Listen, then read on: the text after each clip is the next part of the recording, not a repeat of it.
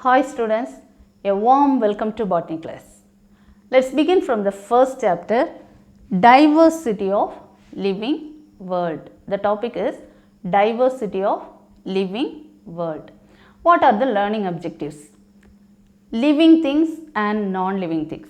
As you know very well, the differences between living things and non-living things, attributes of living organisms and levels of organization. So, you are going to concentrate attributes of living organisms and levels of organization. So, first question you are going to learn is biosphere. Define biosphere. Earth was formed before 4.6 billion years. 4.6 billion years ago, Earth was formed. We all know very well, the Earth is the only planet which supports life. So, the life is supported in this planet Earth. So, life exists in this Earth in a complex structure is called as biosphere. So, life exists within a complex structure. So, Earth which consists of a complex structure, there is a interaction between or mingling with living as well as non-living organisms, non-living things, living as well as non-living things. So, this is biosphere. So, life exists within a complex structure called biosphere. So, what is the definition of biosphere? Life exists within a complex structure is called as biosphere.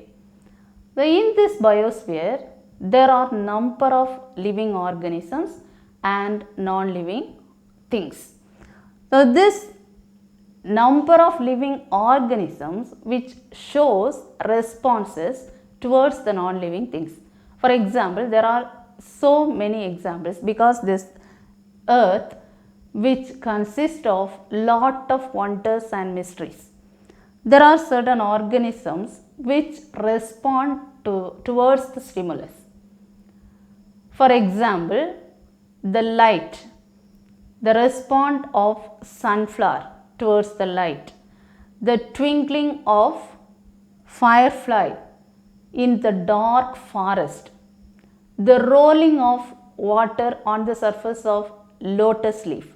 So, these all are examples of this organisms. Then DNA. DNA which is responsible for the regulation of the living organisms. DNA which is responsible for the regulation of living organisms which is made up of carbon, hydrogen, oxygen, nitrogen and phosphorus. What are the attributes of living organisms? There are number of living organisms from unicellular to multicellular. The attributes of living organisms which shows movement, nutrition, growth, metabolism, respiration, irritability, excretion as well as reproduction. So, today you are going to concentrate attributes of living organisms. There are number of attributes in the living organisms. What are they? The living organisms which shows metabolism, growth, nutrition, movement, reproduction, excretion, irritability as well as respiration. Let us see one by one. Growth. First of all, growth.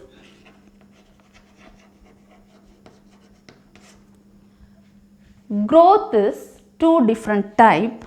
It is intrinsic and extrinsic. Intrinsic growth and extrinsic growth. What is this intrinsic growth? The living organisms which shows intrinsic growth, because the unicellular to multicellular organisms which divides, the cell which divides and it increases in number as well as mass. Such type of development or growth is known as intrinsic growth. But the non-living things, in the earth there are some mysteries and wonders. So the land which shows different forms like mountains, plateau, glaciers. So these all non-living organisms, non-living things which grow by extrinsic. What's this?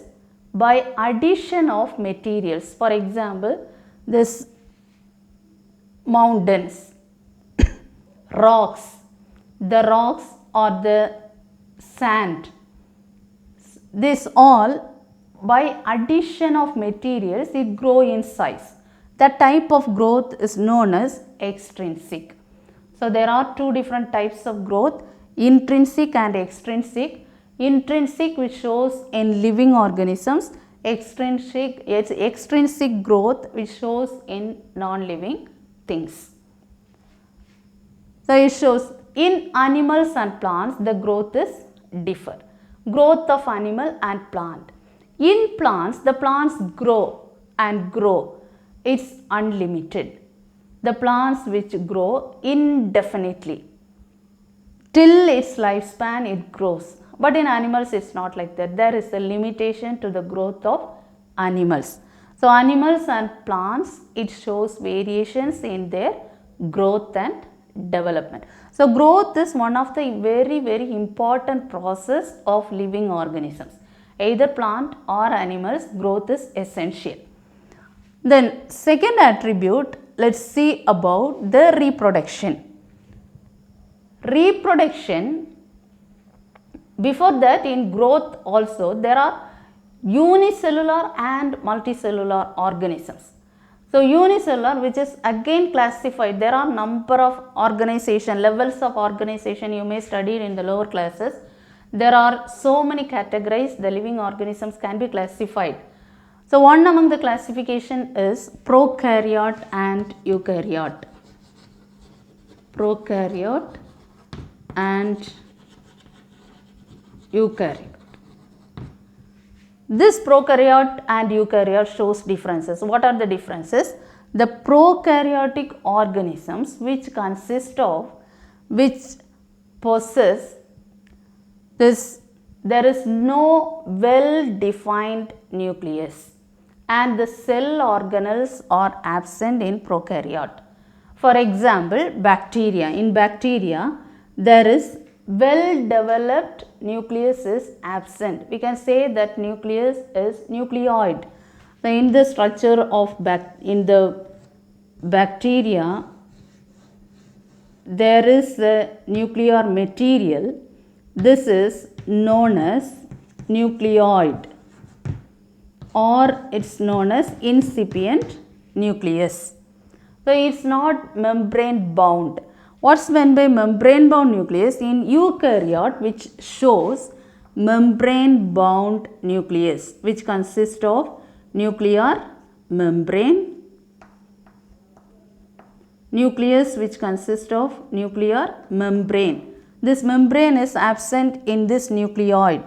So it shows prokaryote, prokaryotic nucleoid, incipient nucleus. There is no membrane bound structure, and cell organelles are also absent in prokaryote. So mainly it's differentiated into nucleus as well as the cell organelles.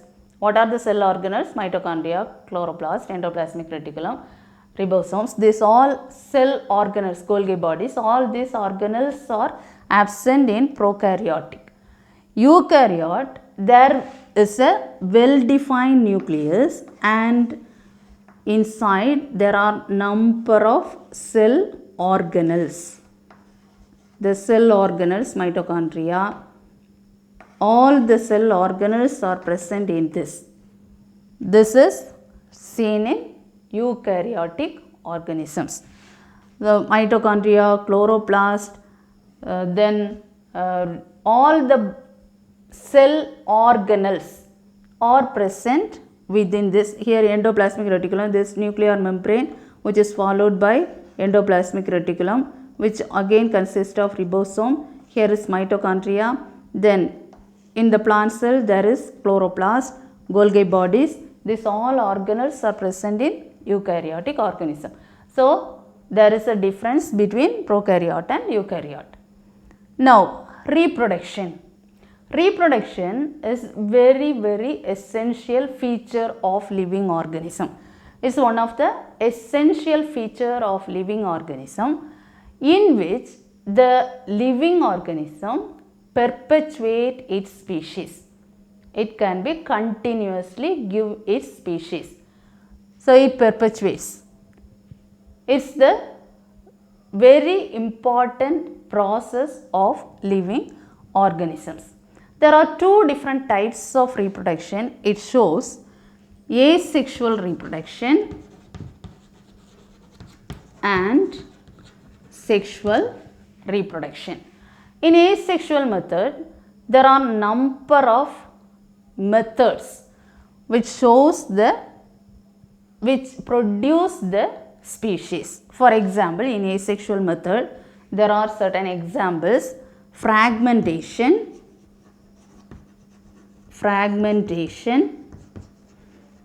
budding, regeneration,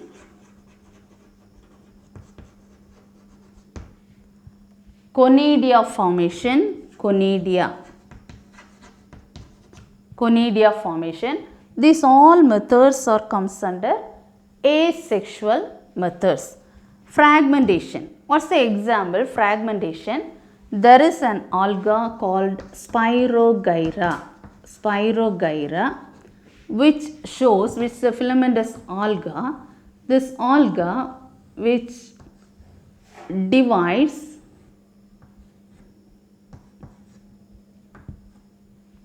by several bits. Fragmented. Fragment is a small bit.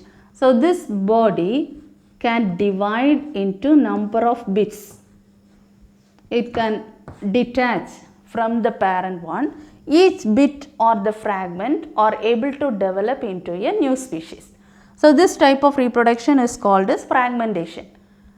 Accidentally, when the plant body is fragmented or it is detached into pieces, each piece has the ability to develop into the entire species.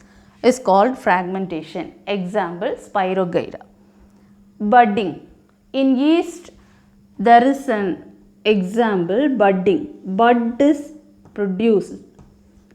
So, this bud detached from the parental body, and it develops into a new species, budding.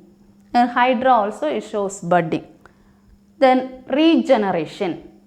There is an example, planaria. Planaria, its body, it contains the head part, the body part as well as the tail part. If it is cut into three different species, three different pieces, each part, the head, the body part and the tail has the ability to develop into the entire organism. So, this type of reproduction is regeneration method. And conidia formation. Conidia in fungus, the example is Penicillium. Here the conidia is formed.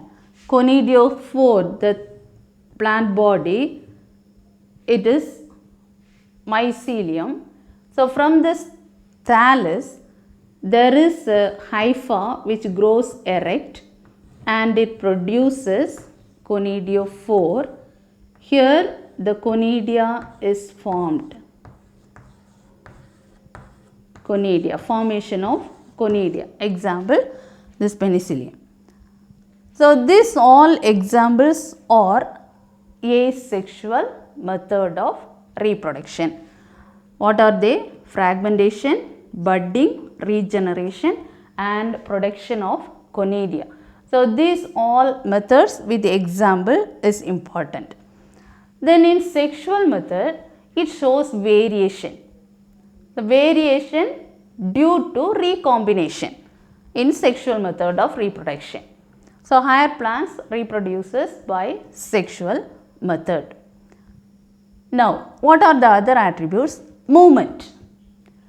The plants or animals, that is the living organisms which can move place to place, but plants are fixed in a particular region, particular place, fixed firmly in a particular place. But the animals can move here and there to search its food. So, for searching its prey, the animals can move place to place. So, movement. But the plants shows certain movements. What are the movements? Some shoot system. It stimulates towards the sunlight. If the direct sunlight is not it is upon its shoot, because for photosynthesis sunlight, direct sunlight is essential. So, it bends its body, its shoot system, and it comes out towards the sunlight. So, bending nature, bending its branches or bending its body surfaces. That is movement, respond towards the stimulus. So many examples we can say for movement. In animals which can move here and there for search its food. Then irritability and excretion, nutrition, respiration, these all processes are necessary for this living organisms. Then what is meant by metabolism? Metabolism is the sum total of chemical reactions taking place within the body of the living organisms. There are number of chemical reactions taking place within the body of the living organisms. So, this sum total is called metabolism, which is classified into two different types. They are anabolism and catabolism. Anabolism and catabolism.